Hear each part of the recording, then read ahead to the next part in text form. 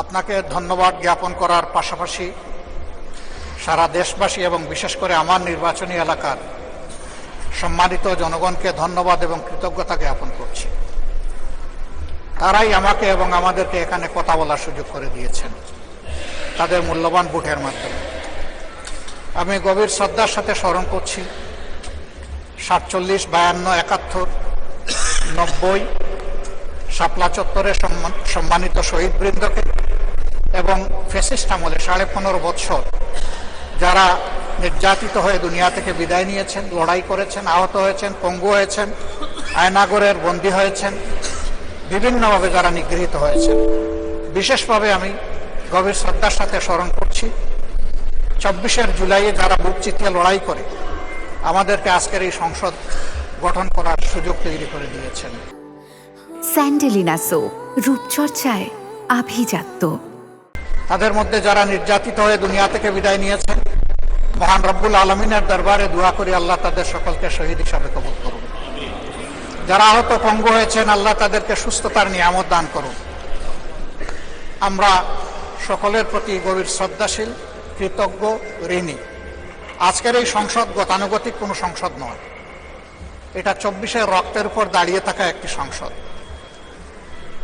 আজকে আপনি এই মহান সংসদের স্পিকার বা অভিভাবক নির্বাচিত হয়েছেন এবং আপনার সাথে ডেপুটি স্পিকার হিসেবে জনাব কায়সার কামাল সাহেব নির্বাচিত হয়েছেন। আমরা দুইজনকেই অভিনন্দন জানাই। মাননীয় স্পিকার, বাংলাদেশের স্বাধীনতার পরপর 55টি বৎসর আমরা অতিক্রম করে এসেছি। এই দেশের সংসদ এবং সংসদীয় রাজনীতি সত্যিকার অর্থে খুব কম সময়ে কার্যকর ছিল। অল্প যেটুকু সময় ছিল জনগণ তার সুবিধা পেয়েছে। বেশিরভাগ সময় ফ্যাসিজমের কবলে পড়ে এই সংসদ ছিল অনেকটা দামি সংসদ, অকার্যকর। এবং আপনি যে বিরল সম্মানে আজকে ভূষিত হয়েছেন, এই জায়গায় অভিভাবকত্বের দায়িত্ব যারা পালন করেছেন অতীতে, তারা নিজের উপর, সংসদের উপর, দেশবাসীর উপর, গণতন্ত্রের উপর, মানুষের অধিকারের উপর তারা সুবিচার অনেকেই করতে পারেননি।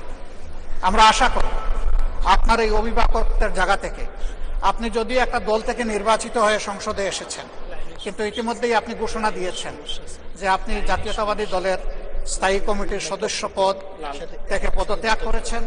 এখন আপনি সকলের। আমরা মনে করি আপনার কাছে সরকারি দল এবং বিরোধী দল আলাদা কিছু হবে না। আপনার কাছে আমরা সুবিচার পাব, জাতির কল্যাণে যে কথাগুলো বলতে চাইব সেই কথাগুলো বলার সুযোগ আপনার কাছ থেকে পাব। আপনার নেতৃত্বে এটি একটি গতিশীল সংসদ হবে, এটা আমরা আশা করতে চাই। আমরা আশা করতে চাই অতীতে যে মন্দ নজির সৃষ্টি হয়েছে বিভিন্ন সময়, এটি নতুন করে আর হবে না। আজকের এই সংসদে অনেক তরুণ সদস্য এখানে আজকে এসেছেন। আমিও বয়সে একটু বেশি হলেও আমিও তরুণ। আমার জীবনে এটা প্রথমে এই সংসদে ঢুকে, সুতরাং আমিও তরুণদের একজন। সেই তরুণরা যারা এখানে প্রাজ্ঞ আছেন, অতীতে যারা এই মহান সংসদের সদস্য বারবার নির্বাচিত হয়েছেন, তাদের কাছ থেকে আমরা ভালো কিছু শিখব। আমরা অতীতের সংসদগুলোতে দেখেছি এখানে দেশের মানুষের কল্যাণ বিবেচনায় আলোচনা না হয়ে মানুষের চরিত্র হননের জন্য এখানে বিপুল সময় ব্যয় করা হয়েছে। আমি আপনাকে বিনীতভাবে অনুরোধ করব, এই সংসদ যেন কারো চরিত্র হননের কেন্দ্রে পরিণত না হয়। আপনার কাছ থেকে কেউ সামান্যতম সুযোগও যেন এই ব্যাপারে না পায়। আমরা চাই এই সংসদ শুধুমাত্র জনকল্যাণে প্রতিষ্ঠিত হবে এবং পরিচালিত হবে। আমি আস্থাশীল, গভীর আস্থাশীল, আপনি একজন লড়াকু মুক্তিযোদ্ধা, আপনি পারবেন ইনশাআল্লাহ এই সংসদকে সফলভাবে নেতৃত্ব দিতে।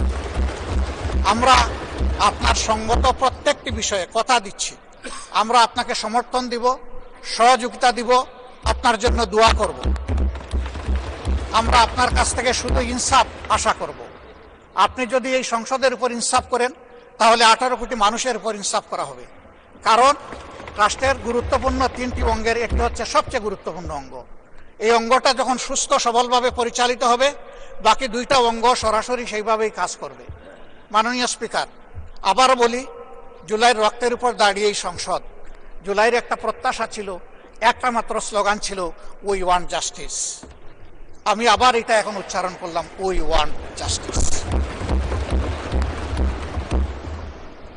আপনার মাধ্যমে সমাজের সকল অসঙ্গতি, অন্যায়, অপরাধ, দুর্বৃত্তপনা, এটা রাজনৈতিক হোক, অর্থনৈতিক হোক, সাংস্কৃতিক হোক, এই সবগুলার অবসান ঘটবে এই সংসদকে কেন্দ্র করে। এই প্রত্যাশা ব্যক্ত করে আমি আপনার সুস্বাস্থ্য, দীর্ঘ হায়াত কামনা করছি এবং সফল নেতৃত্ব আমি কামনা করছি, যে আপনি অভিভাবক হিসাবে ইনশাআল্লাহ সফলভাবে নেতৃত্ব দিবেন। আল্লাহ হাফিজ। আসসালামু আলাইকুম রহমতুল্লাহ।